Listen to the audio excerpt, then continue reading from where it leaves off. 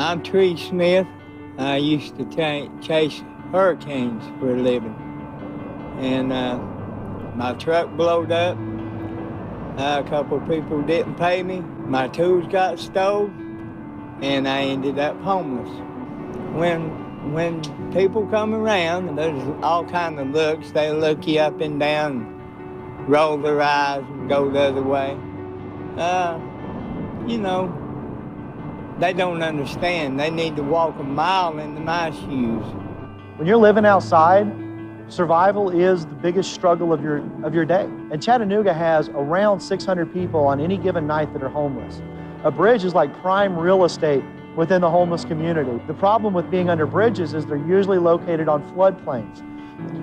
When we first met Tree, he was sickly looking. He had been on crack cocaine for many years. He had no real purpose in life other than to survive. And that's what he would tell you. He was just trying to survive day to day.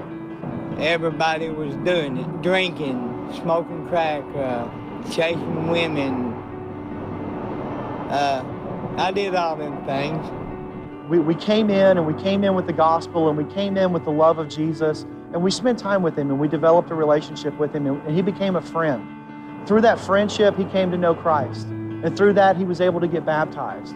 And it hasn't been an easy road for him. Man, since he put down that crack pipe, he's been persecuted for his faith. He's been persecuted for the fact that he was willing to walk away from drugs. As a matter of fact, because he walked away from drugs, he was assaulted in his camp and had to defend himself.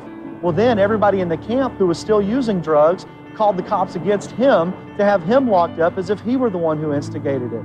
So he had to go to jail for his faith. He's the epitome of what we see in a New Testament believer right here in 21st century America.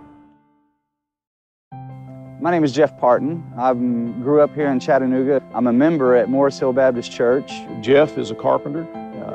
He has been in our church a couple of years, has a real heart for the Word and a real heart to serve God.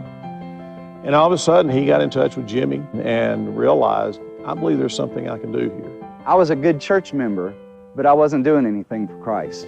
And I got tired of playing church, and I started studying who Christ really is. He was homeless. So to get inside and to meet these folks, these real people, and to be able to share Christ with them, that's a passion for me. And so every week he's going to those camps. He teaches the Bible. They'll have the Lord's Supper with those who are believers. When people come to know Christ, they're baptized. Sometimes we think, oh, I've got to go to seminary, I've got to go through this class, I've got to, meet all these goals. You don't have to do all those things. Be willing to be used by God, and then God will take care of everything else. Tree was the first person that we met in the first camp where we first started serving, when we started doing this. He was the first person to come to faith in Christ, and then he was the first person that I had the privilege of baptizing. He was the one who introduced us into a new camp where we could start another church plant. It was the very person that society, and in many cases the church, who has been deemed useless, that God is now using to help spread the gospel in a community that has not known him. If I really believe that everybody is created in God's image, whether we live in a nice house or whether we're living under a bridge, then I need to follow the example of Jesus. We have been able to multiply and see second-generation churches planted already in the homeless community because of people who've come to faith because of what we started doing.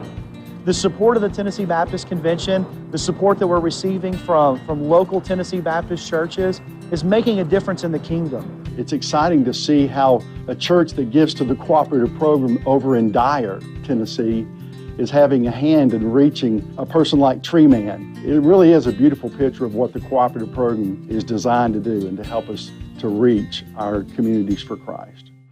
I talk to God all the time.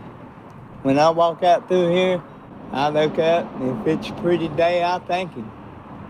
If it's raining outside, and I'm having to go out anyway, I thank him for having the help and the strength and determination to get it done.